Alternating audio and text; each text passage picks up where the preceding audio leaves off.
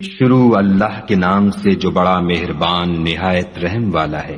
جو چیز آسمانوں میں ہے اور جو چیز زمین میں ہے سب خدا کی تسبیح کرتی ہے جو بادشاہ حقیقی پاک ذات زبردست حکمت والا ہے۔ وہی تو ہے جس نے ان پڑھوں میں انہی میں سے محمد صلی اللہ علیہ وآلہ وسلم کو پیغمبر بنا کر بھیجا، جو ان کے سامنے اس کی آیتیں پڑھتے اور ان کو پاک کرتے اور خدا کی کتاب اور دانائی سکھاتے ہیں، اور اس سے پہلے تو یہ لوگ صریح گمراہی میں تھے۔ اور ان میں سے اور لوگوں کی طرف بھی ان کو بھیجا ہے جو ابھی ان مسلمانوں سے نہیں ملے، اور وہ غالب حکمت والا ہے۔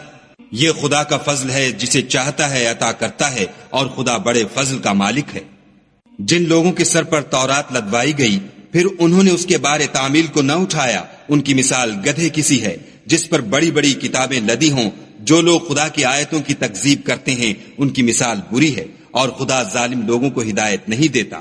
کہہ دو کہ اے یہود، اگر تم کو یہ دعویٰ ہو کہ تم ہی خدا کے دوست ہو اور لوگ نہیں، تو اگر تم سچے ہو تو ذرا موت کی آرزو تو کرو، اور یہ ان اعمال کے سبب جو کر چکے ہیں ہرگز اس کی آرزو نہیں کریں گے، اور خدا ظالموں سے خوب واقف ہے۔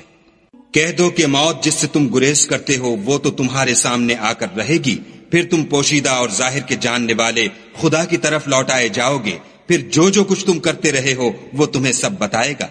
مومنوں، جب جمعے کے دن نماز کے لیے اذان دی جائے تو خدا کی یاد یعنی نماز کے لیے جلدی کرو، اور خرید و فروخت ترک کر دو، اگر سمجھو تو یہ تمہارے حق میں بہتر ہے۔